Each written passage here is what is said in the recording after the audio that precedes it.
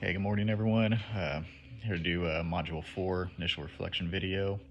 The two topics for social systems of oppression that I'm going to discuss are racism and sexism, specifically how that affects black women in corporate America.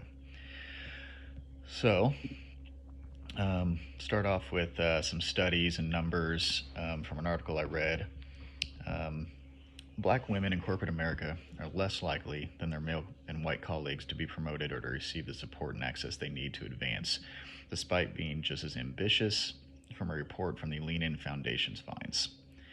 Based primarily on data from Lean In and McKinsey and Company's annual Women in the Workplace study, the report, the State of Black Women in Corporate America from 2020, found that African American women who seek promotions at the same rate as white men are only 58% as likely to be promoted to a managerial position, and only 64% as likely to be hired into such positions.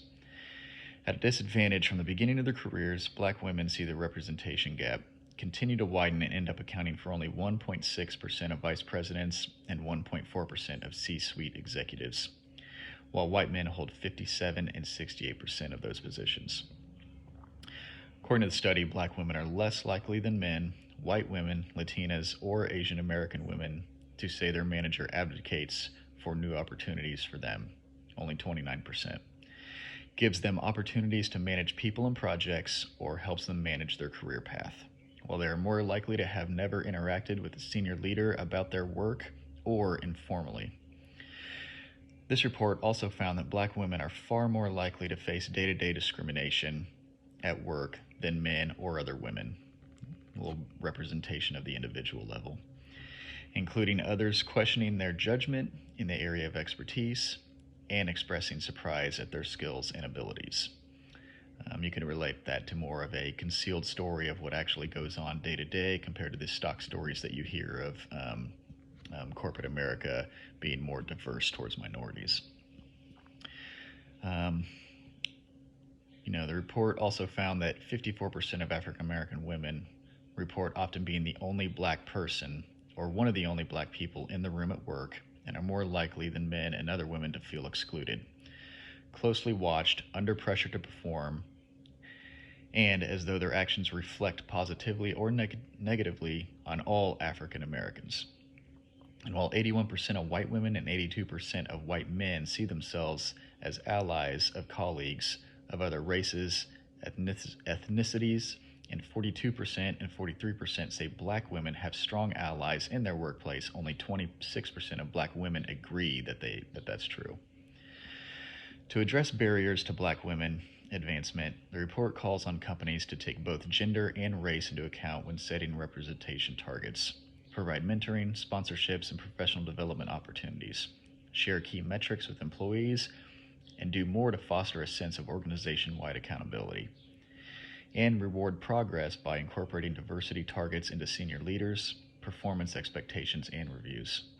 Recommendations for reducing bias in hiring and promotions include requiring a diverse slate of final candidates for every position, providing unconscious bias training for evaluators, while those for creating a more inclusive workplace includes comprehensive allyship and anti-racism training, as well as a review of the employee conduct guidelines and how company and team norms are developed.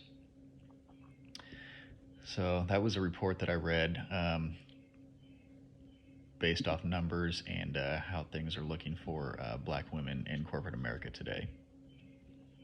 So next question is, what stock stories exist related to systems and issues?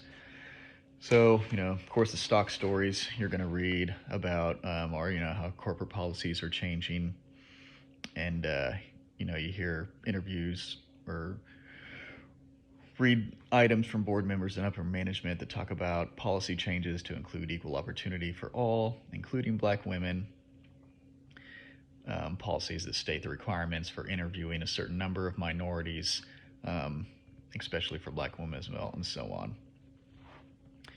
But as you can see by the numbers, you can make changes to policies, and on paper everything looks good, but if those people aren't being promoted at the same rate, included at the same rate, and the numbers continue to stay extremely low, the concealed stories tell much different story. Um, so, all you have to do is look at the statistics and see who holds the power. In corporate America, white males hold 85% of CEO positions in Fortune 500 companies. That number was 96% in 2000, so it's getting better over the last 20 years. But the concealed stories tell a different story at the individual level. Here's a quote from a vice president for an unnamed company. She's a black female, and it says, "I don't feel I have the same opportunities to advance as others. If you look like people making the decisions, it's easier to advance. And I don't look like any of those people making the decisions here."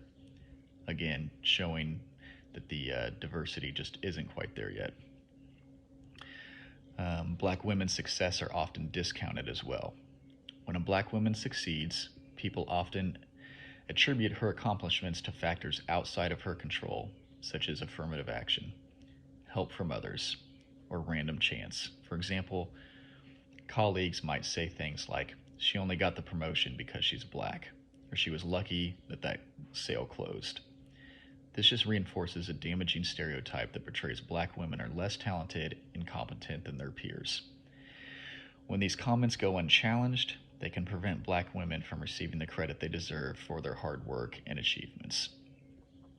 So to wrap things up, I think, it's interesting to me because, from the outside looking in as a white male, you think that, diversity training at work and seeing numbers change, at the higher up level, the systemic level, that things must be getting better, that surely we're advancing and making changes. But then you read stories, and you read these concealed stories of interviews from actual African American women, and the story doesn't change. They don't feel like they get the same opportunities, that they don't get the same representation, that they're always on an island by themselves, and they're constantly having to prove themselves. And even when things do go well for them, there's an excuse for it. It's not based off their hard work.